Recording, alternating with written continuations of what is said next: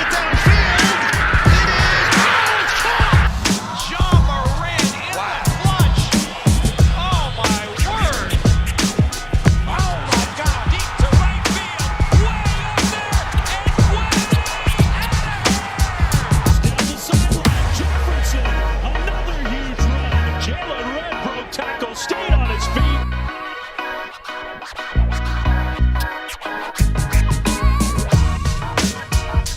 Welcome back, everybody. Hope you're all having a great day today. And the 2021, the 2021 playoff race is starting to get crazy with the Brooklyn Nets finding themselves in familiar yet unwanted territory, while the Phoenix Suns are advancing to their first Western Conference Finals since Brooklyn's head coach, Steve Nash, was on the team.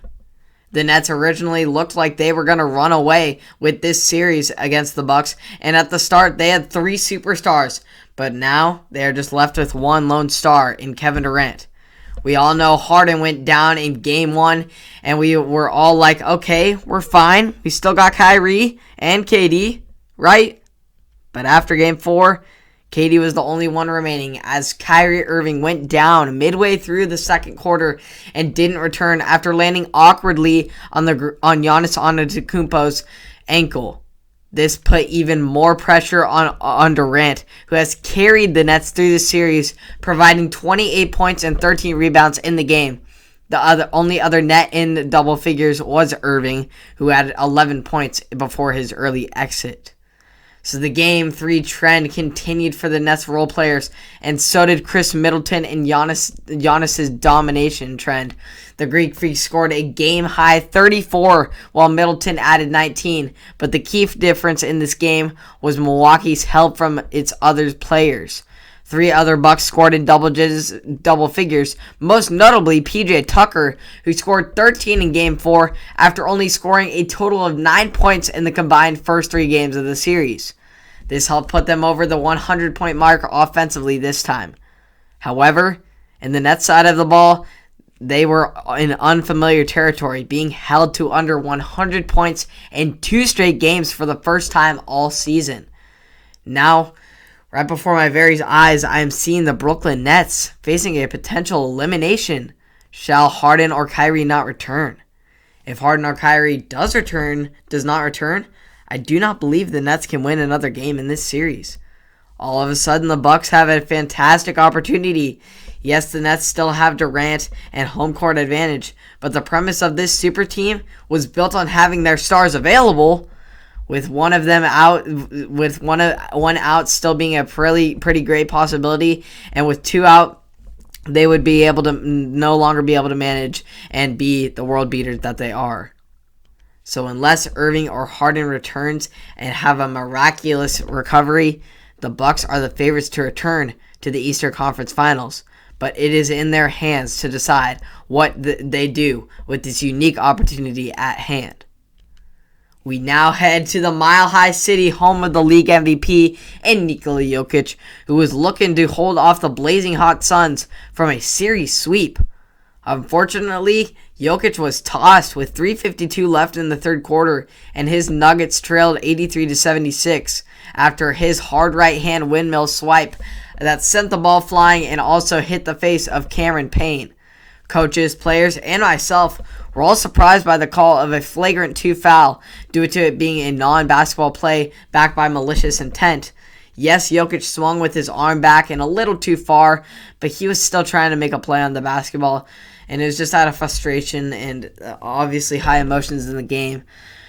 Not to my surprise, though, with the way officials have been this year ejecting and giving out technical fouls to players on the simplest of actions, it doesn't surprise me. Overall, the NBA has just become super soft in the sense that they are not allowing players to just go out and play and make the most of the playoff environment. Physical and high-emotion basketball is definitely more fun to watch as a fan, and for the players, it makes them have the MJ mindset and taking things personally and showing it. Well, Devin Booker took it personally, getting up in Joker's face and then going off for 34 to go behind his 16-year veteran teammate who was determined to punch his ticket to just his second Western Conference Finals of his career. Chris Paul went off for 37 points, his most playoff points in the past 3 years, destroying the Nuggets defense, hitting shot after shot from the right elbow with that iconic pull-up jumper. But we can't talk about a Chris Paul performance without mentioning his beautiful all-time great passing ability, as he added 7 assists to add to his 989 career total in the playoffs, passing Isaiah Thomas for 13th on the all-time list, approaching that 1,000 playoff career assist mark very shortly. He will likely reach it in this upcoming series. With their franchise record 7th straight playoff victory, the Suns advanced to the conference championship for the first time since 2010, which was the last time they were even in the playoffs, and Steve Nash was still a player. As for the Nuggets, their Rock, who played every single game this season, had an early exit, which definitely affects your team mentality and the rest of the environment for the fans. And the Nuggets just never look the same without Jamal Murray and the league MVP, who pulls all cards of cards tricks with his impeccable basketball IQ.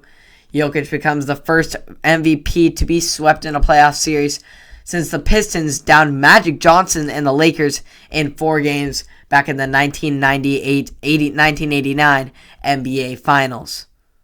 So, a very unfortunate end to Jokic's season, but the Suns are looking very hot. I believe that the Clippers have a better chance to beat the Suns if anyone's going to beat them. I feel like the Suns match Utah's abilities, and they swept Utah 3-0 in the regular season, so they know what they look like, and the Suns know how to play them. But the Clippers, you never know how those two superstars in the big two in Paul George and Kawhi Leonard are going to play, so they would be an interesting one. But as far as right now, Suns are looking pretty unbeatable after taking down the reigning NBA champions like Lightwork and then sweeping through the league MVP and his squad.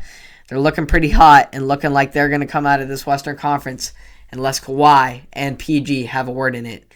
And then we'll see if Kevin Durant can do anything about his teammates and himself just trying to step up in the biggest ways of possible, as he's going to have to do back in Brooklyn in Game 5 if he wants to stay in this championship race. Hope you all enjoyed. You can catch all of it and more on Apple Podcasts, Spotify, and or YouTube. I'll see you on the next one. Have a great one.